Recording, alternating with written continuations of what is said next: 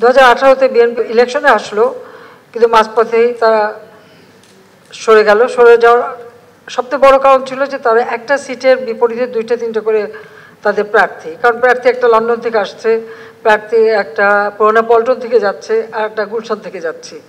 এই 3 জায়গা থেকে তারা প্রার্থী হতো। অনেক সেন্টারে আমি জানি যে সকালে এসে বলছে যে এটা এই নির্বাচন এলাকায় এটা আমাদের ক্যান্ডিডেট, পরে আবার দুপুরবেলা আরেকটা, রাত্রেবেলা আরেকটা। এই অবস্থায় তারা ইলেকশন করে তারা আসতে পারেনি। ফলাফল যে তারা তখন থেকে ইলেকশন বিরুদ্ধে, যে বাংলাদেশের ইলেকশনই হতে দেবে না। এর পরের যেটা ষড়যন্ত্র সেটা হচ্ছে ইলেকশনই হতে দেবে না, তবে দেবে। আর আমার ক্ষমতায় আসতেও অসুবিধা হবে না যদি আমি বাংলাদেশে কারো এয়ারবেস করতে দিই, ঘাঁটি করতে দিই, তাহলে আমার কোনো অসুবিধা নাই। কোনো এক সাদা চামড়ারই প্রস্তাব, আমি একই জবাব দিচ্ছি, যে আমি জবাব দিয়েছি স্পষ্ট যে আমি বঙ্গবন্ধু শেখ মুজিবের মেয়ে। আমরা যুদ্ধ করে বিজয় অর্জন করে দেশ স্বাধীন করেছি। দেশের অংশ ভাড়া দিয়ে বা কারো হাতে তুলে দিয়ে আমি ক্ষমতায় যেতে চাই না, আমার ক্ষমতার দরকার নাই। যদি জনগণ চায় ক্ষমতা আসবো, নইলে আসবো না। এই কথাগুলি বললাম যে কথাগুলি সকলে জানা উচিত, যে আমার ফাইট, আমার যেটা যুদ্ধ সেটা ঘরে বাইরে সব জায়গায়।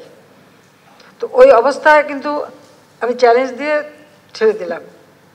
তো চক্রান্ত এখনও আছে। ইস্ট তিমোরের মতো বাংলাদেশেরও একটা অংশ নিয়ে, তারপরে চিটাগাং, মিয়ানমার, এখানে একটা খ্রিস্টান স্টেট বানাবে, বে অফ বেঙ্গলে একটা ঘাঁটি করবে। তার কারণ হচ্ছে যে বে অফ বেঙ্গল এবং ভারত মহাসাগর, এখানে প্রাচীনকাল থেকে ব্যবসা বাণিজ্য চলে। আর এই জায়গাটায় কোনো রকম কোনো কন্ট্রোভার্সি নাই।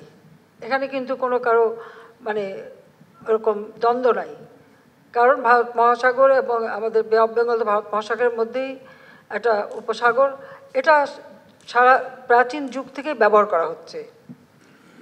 এই জায়গাটার উপরে অনেকেরই নজর, তো সেটা আমি হতে দিচ্ছি না।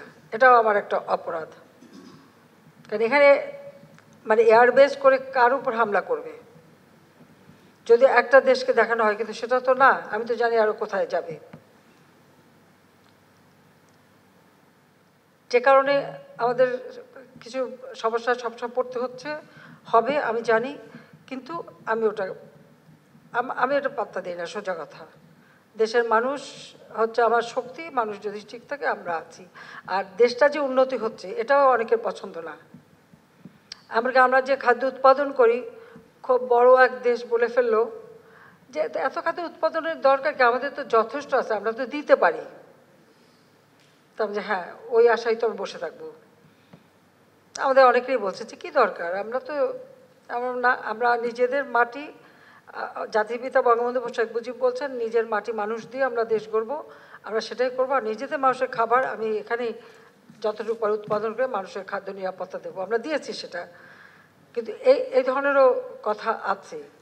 তো এখানেই আমাদের একটা জিনিস চিন্তা করতে হবে যে আমরা যারা স্বাধীনতার সপক্ষ শক্তি, আমাদেরকে আরও সুসংগঠিত হয়ে আমাদের মানুষের কাছে, যে মানুষকে এই চেতনায় ফিরে আনতে হবে।